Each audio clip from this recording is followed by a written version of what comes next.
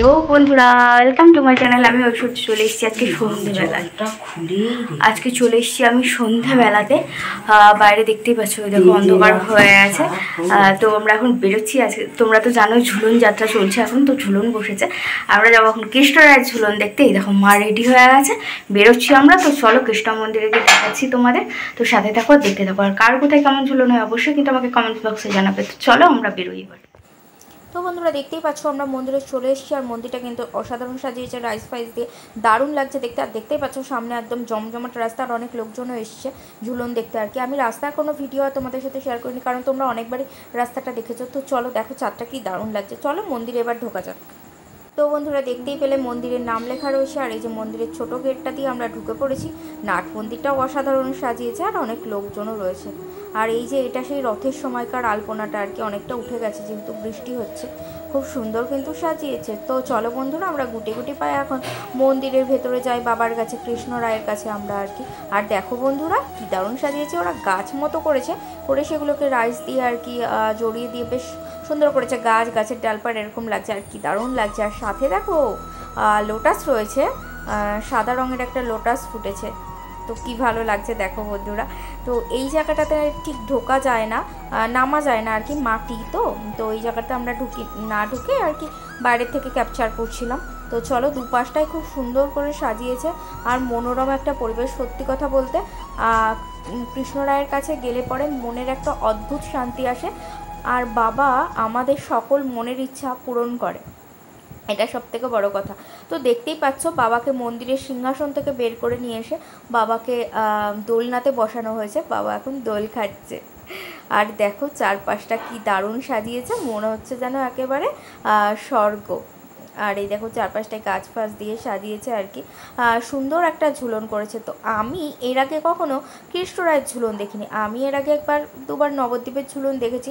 নবদ্বীপের ঝুলনও তোমরা জানো যে নাম করা ঝুলন, কিন্তু কৃষ্ণরায়ের ঝুলন আমি ভাবলাম যাই, আর তোমাদেরকেও আমাদের বাবা কৃষ্ণরায়কে একটুখানি শেয়ার করা হয়ে যাবে। অবশ্য তোমরা অনেকেই যারা আমার প্রতিদিনের ব্লগ দেখো, নিয়মিত ব্লগ দেখো আর কি, তারা সকলেই অনেকবার বাবাকেই দর্শন করেছো।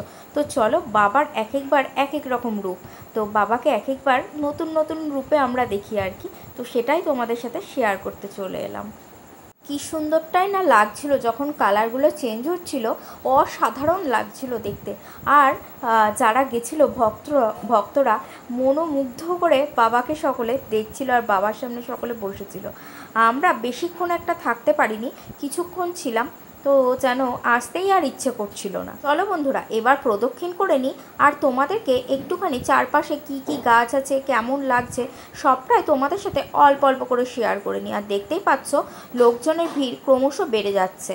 যত সন্ধ্যা হচ্ছে, যত রাত বাড়ছে, তত লোকজনের ভিড়ও বাড়ছে। মন্দির যতক্ষণ পর্যন্ত খোলা থাকবে ততক্ষণ পর্যন্ত এখানে হরিনাম সংকীর্তন হয়, তো ততক্ষণ পর্যন্ত ভক্তরা আসতে থাকবে আর কি। আর এই যে নাট মন্দির সমস্তটা ওরা সেট আপ করছে, কারণ ওখানে লাইভও দেখানো হয় আর কি।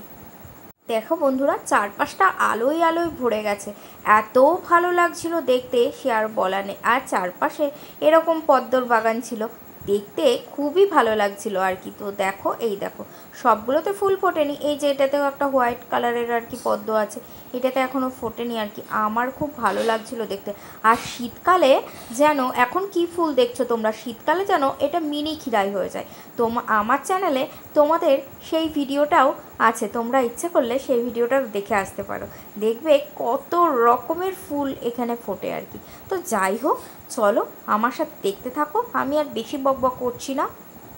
এবার আমি মন্দির থেকে নেমে এসে নাট মন্দিরের সামনে দাঁড়িয়ে মন্দিরটা তোমাদের একটু দর্শন করাচ্ছি, যে দেখো কতটা ভালো লাগছে। আর ওখানে এই দেখো পদ্ম সুন্দরীকে কিন্তু দারুণ লাগছিল দেখতে।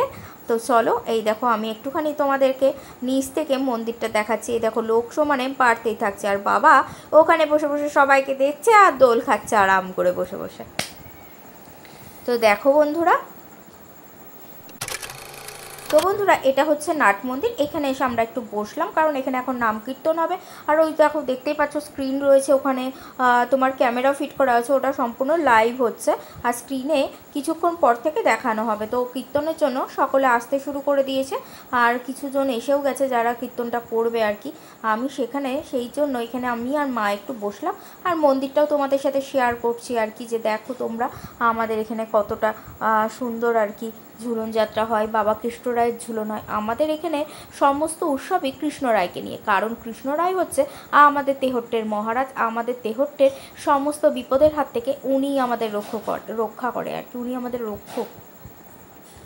আর আমাদের কখনো কিছু হলে আমরা বাবার কাছেই সমানে ছুটে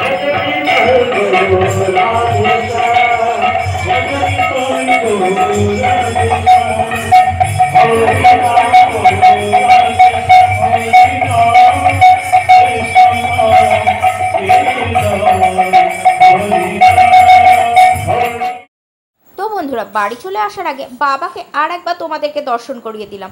বাবাকে দেখে আমরা এবার বাড়ি চলে যাব আর কি, বাড়ি যাবার উদ্দেশ্যে বেরিয়ে পড়ব। তো বন্ধুরা আমার ঝুলন যাত্রা, আমাদের তেহট্টের ঝুলন যাত্রা আর বাবা কৃষ্ণ রায়কে তোমাদের কেমন লাগলো অবশ্যই কিন্তু তোমরা সকলে কমেন্টস বক্সে জানিও। আর ভালো লাগলে লাইক কমেন্ট সাবস্ক্রাইব করার পাশে থাকা বেল নোটিফিকেশানটা কিন্তু অন করতে ভুলো না বন্ধুরা। তাহলে আজকের মতো এখানেই আমি টাটা করলাম, সকলে ভালো থাকবে।